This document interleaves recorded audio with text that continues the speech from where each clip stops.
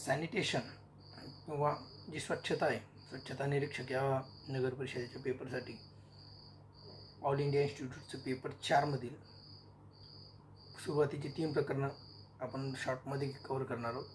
त्याच्यामध्ये सर्वात पहिलं पेपर 4 प्रकरण पहिल्यामधले काही MCQ बघा. मानवी आरोग्यावर परिणाम करणाऱ्या पर्यावरणाचे किती प्रकार आहे? तर SIच्या पुस्तकानुसार भौतिक पर्यावरण, जैविक पर्यावरण, सामाजिक पर्यावरण आणि आर्थिक पर्यावरण अशा 4 प्रकारचे पर्यावरण मानवी आरोग्यावर परिणाम करतात. नंतर गरिबीचे दृष्टचक्रातील 3 घटक कोणते किंवा कोणते 3 घटक मिळून गरिबीचे दृष्टचक्र तयार होते?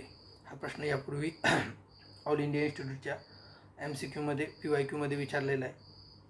तर गरिबीच्या दृष्टचक्रामध्ये सर्वप्रथम असते गरिबी, नंतर असतं कुपोषण आणि संसर्गाचा धोका.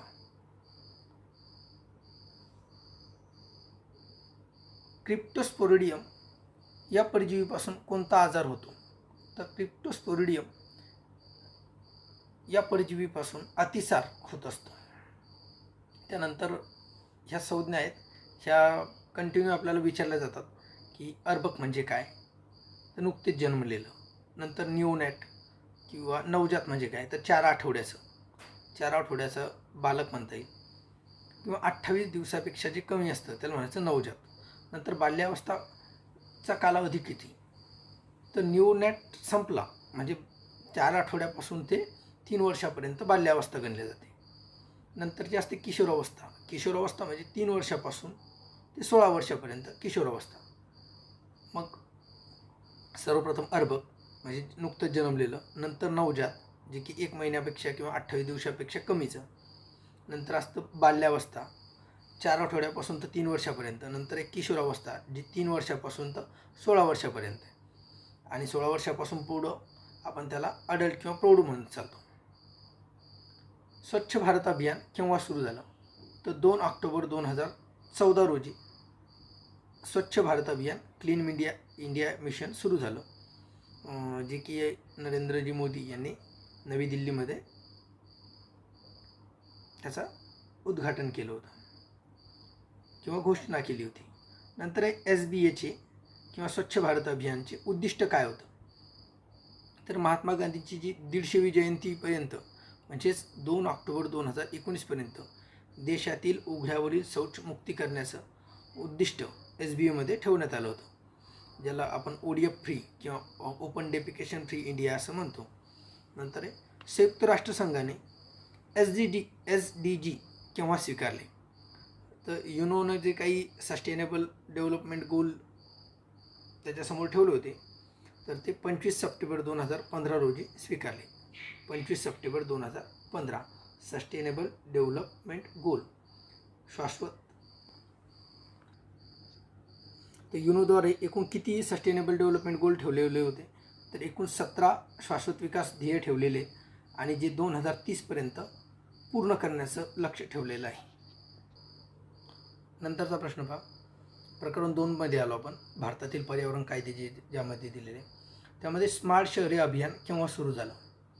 तर 25 जून 2015 रोजी जे स्मार्ट सिटी प्रोजेक्ट होता तो केव्हा सुरू झाला? 25 जून 2015. घटनेतील कलम 51A आणि भाग 4A अंतर्गत प्रत्येक जीवाप्रती करुणा बाळगणे हे प्रत्येक भारतीयांचे मूलभूत कर्तव्य आहे. तर ही कलम विचारल्या जाऊ शकते किंवा कुठल्या भागामध्ये त्याचं समावेश होतो हे पण विचारलं जाऊ शकतं. नंतर सरकारने एक मार्गदर्शक तत्त्व दिलेलं आपल्याला DPSP. सरकारने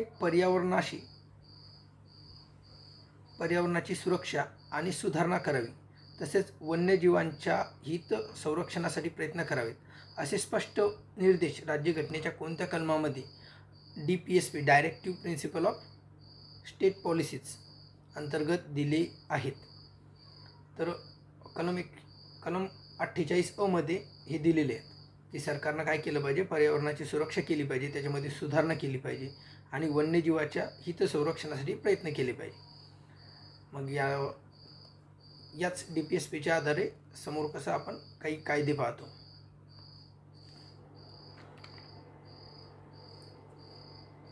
मानव पर्यावरण परिषद, ज्याला स्टॉकहोम परिषद म्हणून आपण ओळखतो, तर ती केव्हा पार पडली? हा प्रश्न आरोग्याच्या अनेक पेपरमध्ये यापूर्वी विचारलेला आहे. तर 1972मध्ये स्टॉकहोम परिषद पार पडली होती. जर आपल्याला स्पेसिफिक कालावधी विचारला तर 5 जून ते 16 जून. ठिकाण होतं स्टॉकहोम, देश आहे स्वीडन. तर मानव पर्यावरण परिषद, जिला आपण स्टॉकहोम परिषद म्हणतो, ती केव्हा पार पडली? 1972मध्ये. भारतामध्ये पर्यावरण विभाग कोणत्या वर्षी स्थापन झाला? तर 1980मध्ये भारतामध्ये पर्यावरण विभाग स्थापन झाला. पर्यावरण विभागाचे रूपांतर पर्यावरण आणि वने मंत्रालयामध्ये केव्हा केले? तर 1985मध्ये. जो पर्यावरण विभाग होता त्याचंच पुढे रूपांतर पर्यावरण आणि वने मंत्रालयामध्ये झालं, तर 1985मध्ये. नंतर आहे CPCB, केंद्रीय प्रदूषण नियंत्रण मंडळाची स्थापना कोणत्या वर्षी झाली? सेंट्रल पोल्युशन कंट्रोल बोर्ड, ज्याला आपण CPCB म्हणतो शॉर्टकटमध्ये, त्याची स्थापना झाली होती 1974मध्ये. त्याचं हेडक्वार्टर कुठे? दिल्ली या ठिकाणी. त्यानंतर स्टेट पोल्युशन कंट्रोल बोर्ड, हे पुस्तकामध्ये नाही दिलेलं, हे गुगल सर्च केलं इंटरनेटवरून, हे 1970चं दाखवत आहे, ते व्हेरीफाय करून घ्या.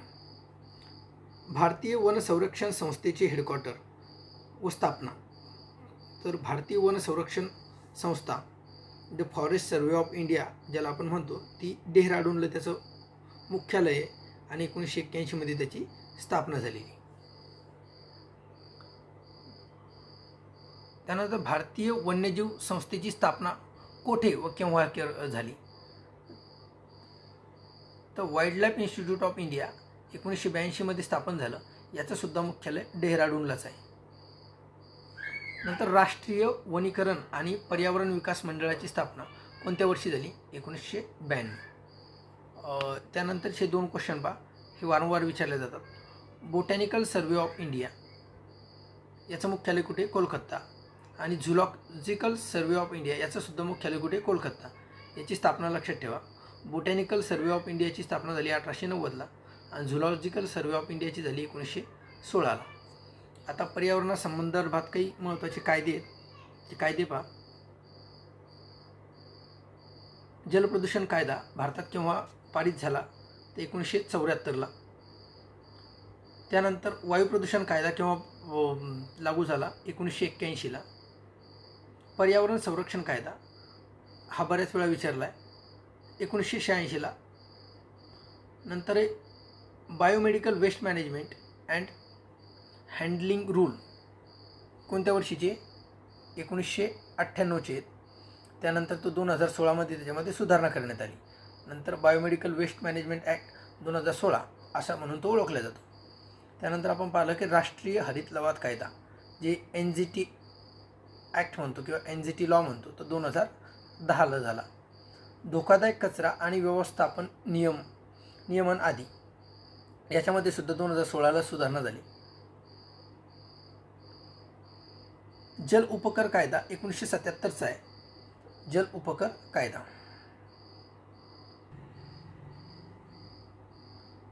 त्यानंतर प्रश्न पहा, ध्वनी प्रदूषण कायदा कोणत्या वर्षी लागू करण्यात आला? तर 2000 या वर्षी ध्वनी प्रदूषण कायदा लागू करण्यात आला. जर स्पेसिफिक डेट म्हणलं तर 14 फेब्रुवारी 2000. पर्यावरण संरक्षण कायदा केव्हा लागू झाला? 1986 आपलं वर्ष पाठ आहे, एखाद्या वेळेस सारख्या डेट देतात एक्झाममध्ये, तर 19 नोव्हेंबर 1986. पर्यावरण संरक्षण कायद्याचे उल्लंघन केल्यास कमाल तुरुंगवास किती वर्षाचा होऊ शकतो? तर 5 वर्षाचा. जे पर्यावरण संरक्षण कायदा 1986 आहे, याचं जर उल्लंघन झालं तर 5 वर्षापर्यंत कारावास होऊ शकतो. याच्यामध्ये बरेचसे प्रश्न किंवा वर्षांमध्ये दिलेले जे डेट आहेत ते आपण इंटरनेटवरून सर्च केलेले आहे. यानंतर काही महत्त्वाचं पहा, नगरपालिका घनकचरा अधिनियम, जे आता स्वच्छता निरीक्षकच्या जागा निघाल्या महानगरपालिकेच्या, तर त्याच्यामध्ये विचारणारच झालं हे नगरपालिका घनकचरा व्यवस्थापन आणि हाताळणी नियम कोणत्या वर्षीचा? तर 2000. आणि त्यामध्ये कोणत्या वर्षी सुधारणा करण्यात आल्या? 2016मध्ये. यानंतर घनकचरा व्यवस्थापन नियम 2016 अशी या कायद्याची ओळख झाली. नंतर बॅटरीचे व्यवस्थापन व हाताळणी नियम कोणत्या वर्षी? तर 2010 लक्षात ठेवा. 2001चा नियम आहे, पण त्याच्यामध्ये सुधारणा 2010ला झाली. नंतर आहे जैववैद्यकीय कचरा, जो बायोमेडिकल वेस्ट आहे त्याचं हाताळणी अधिनियम, जी बायोमेडिकल वेस्ट मॅनेजमेंट ॲक्ट म्हणतो आपण, 2016चा आहे. तर सर्वप्रथम कोणत्या वर्षी बनवला होता? 1998ला. आता सद्यस्थितीत तो 2016चा कायदा म्हणून ओळखला जातो. प्लास्टिक कचरा नियम 2011चा आहे, त्याच्यामध्ये सुधारणा झाली 2016 या वर्षी. नंतर NGT ॲक्ट आपण बघितला की केव्हा लागू झाला. राष्ट्रीय हरित लवाद कायदा केव्हा लागू झाला? तर 18 ऑक्टोबर 2010पासून. नंतर ई कचरा व्यवस्थापन व हाताळणी नियम 2011, याच्यामध्ये सुधारणा 2016मध्ये झाली. नंतर फॅक्टरी ॲक्ट कोणत्या वर्षी संमत करण्यात आला?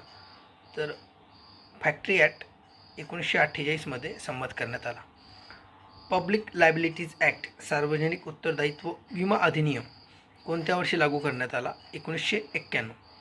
पब्लिक लायबिलिटीज ॲक्ट म्हणजे सार्वजनिक उत्तरदायित्व विमा अधिनियम कोणत्या वर्षी लागू करण्यात आला? 1991. नंतर आहे राष्ट्रीय पर्यावरण लवाद कायदा, जो 1995चा होता. पुढे NGT 2010मध्ये रूपांतरित झाला. तर NGTची स्थापना झाली आणि राष्ट्रीय पर्यावरण लवाद कायदा संपुष्टात आला. नंतर धोकादायक कचऱ्याचे व्यवस्थापन, हाताळणी आणि वाहतूक नियम 2000, याच्यामध्ये सुधारणा झाली 2016मध्ये. नंतरचा कायदा आहे बांधकाम आणि तोडकाम कचरा व्यवस्थापन नियम, 2016चा आहे. 44 नंबरचा क्वेश्चन पहा. वन्यजीव संरक्षण कायदा केव्हा लागू झाला? तर भारतामध्ये वन्यजीव संरक्षण कायदा 9 सप्टेंबर 1972ला लागू झाला. नंतर वन संवर्धन कायदा केव्हा लागू झाला? 25 ऑक्टोबर 1980. वन संवर्धन कायदा 25 ऑक्टोबर 1980. वन्यजीव संरक्षण कायदा 72चा आहे आणि वन संवर्धन कायदा 1980चा आहे.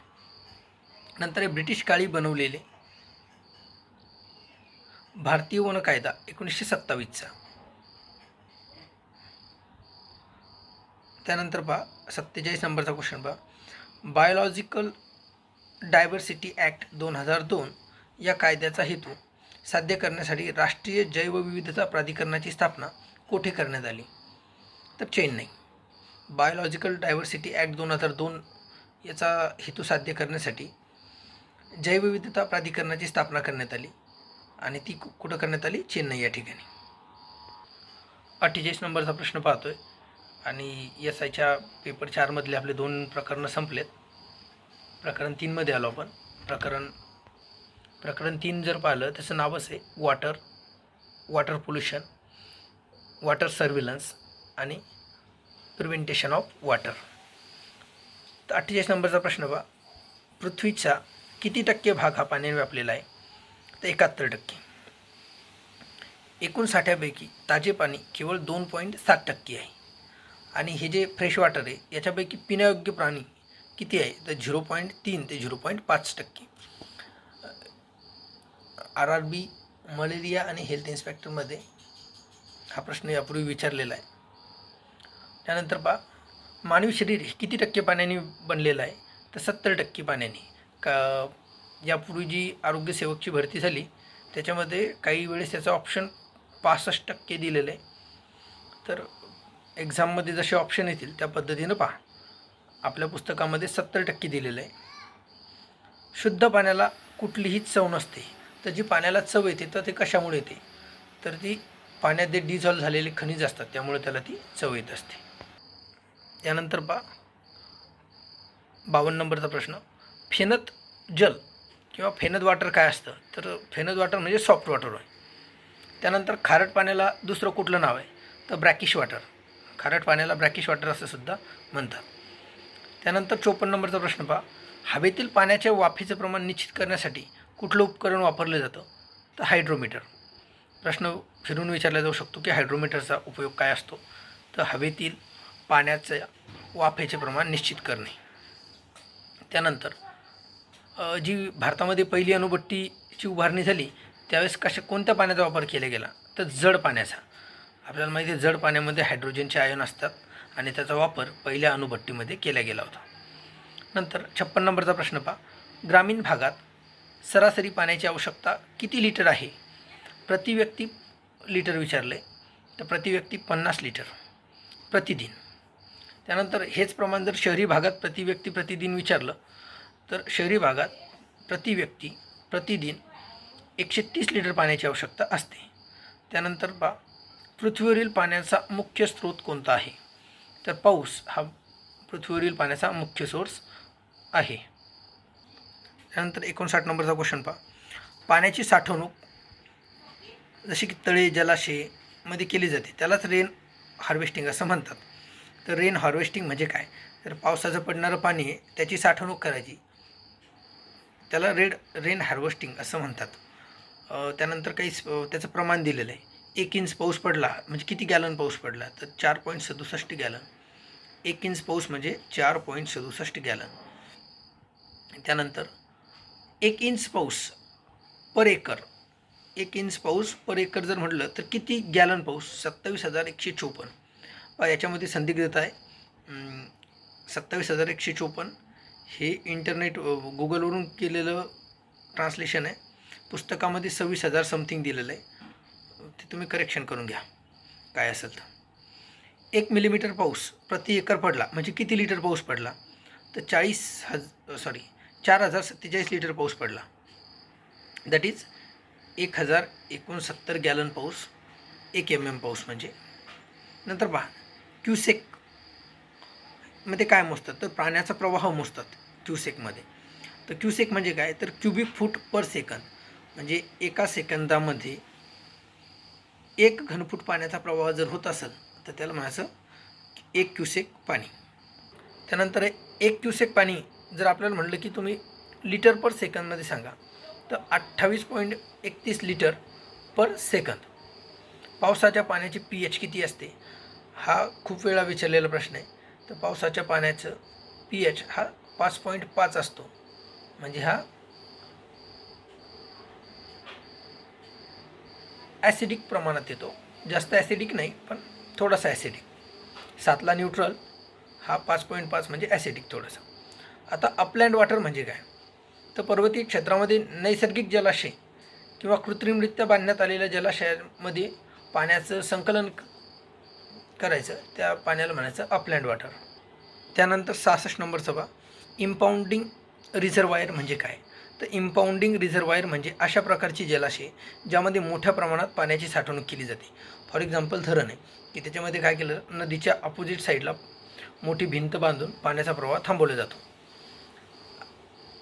त्यानंतर वालचे 2 प्रकार दिलेले आहेत त्याच्यामध्ये, इनटेक वाल आणि एक इनटेक वेल आणि जॅकवेल.